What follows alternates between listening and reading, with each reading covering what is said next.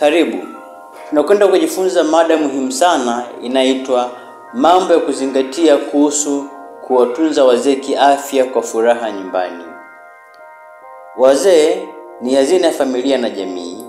Wanapofika umri mkubwa huhitaji uangalizi wa pekee.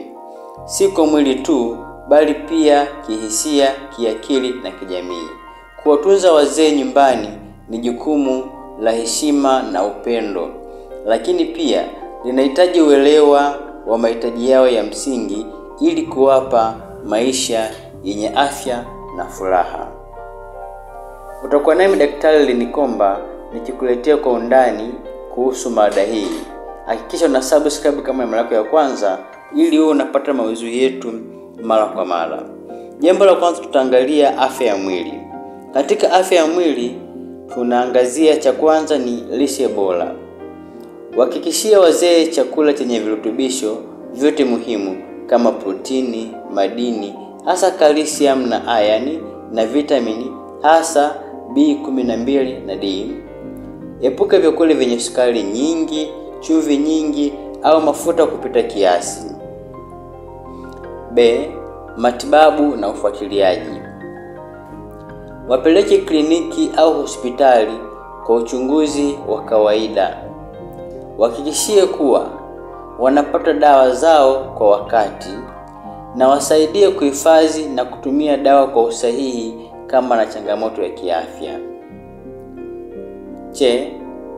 Mazoezi ya mwili. Wazee wanahitaji mazoezi mepesi kama kutembea, kunyoosha viungo na bustani ndogo. Husaidia kuimarisha viungo, kupunguza msongo wa mawazo na kuboresha usingizi. Jambo la pili ni afya ya akili na kihisia. Hapa jambo la kwanza ni kuzungumza mara kwa mara. Wazee hawapaswi kuwa wapweke. Kuongea nao huwasaidia kujisikia kuwa nao ni sehemu ya familia. Waulize maoni kuhusu mambo ya familia ili wajisikie kuthaminiwa. Lakini pia wahusishe kwenye shughuli za kihisia na kumbukumbu. Wasaidie kusoma vitabu, kusikiliza muziki wa enzi zao na kuangalia picha za zamani. Hii huchochea kumbukumbu zao na kuleta furaha. Wasaidie kukabiliana na upweke. Hakikisha wana muda wa kuwa na wajukuu au marafiki. Ikiwezekana, waruhusu kuhudhuria vikundi vya kijamii, ibada na shughuli zingine za kijamii. Jambo la tatu, mazingira salama nyumbani. Ondoa vitu vya hatari vinavyoweza kusababisha kuanguka kama mazulia yasiyoshikamana. Hakikisha taa zinatosha na njia zote ni wazi na salama. Wape vifaa vya kusaidia kama fimbo, kiti cha choo kilicho juu au msaada wa kusimama. Jambo la 4, muda wa pamoja na familia. Jumuika nao kwenye mlo, ibada au mazungumzo ya kila siku.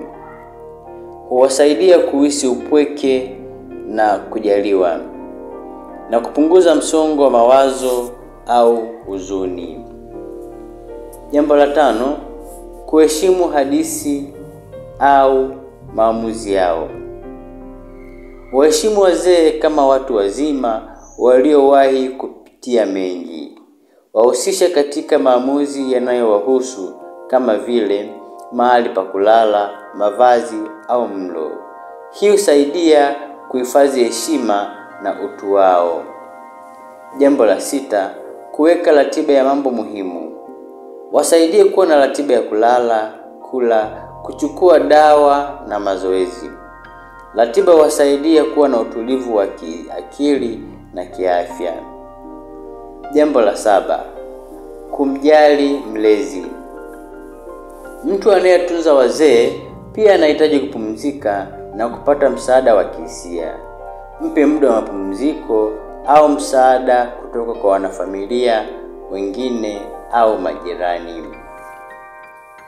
Kuwatunza wazee nyumbani kwa afya na furaha si kazi ya mtu mmoja, bali ni jukumu la familia nzima. kwa upendo, uvumilivu au uelewa wa mahitaji yao. Tunaweza kuwapa maisha yenye maana katika uzee wao. Kumbuka, jinsi tunavyotunza wazee leo, ndivyo na sisi tutakavyotunzwa hapo kesho. Ungependa maudhui mengi kuhusu afya ya wazee? Niandikie kwenye comment section nami nitayafanyia kazi. Ulikuwa nami Daktari Lenny Komba. Tukutane katika mada ijayo. Asante kwa kunisikiliza.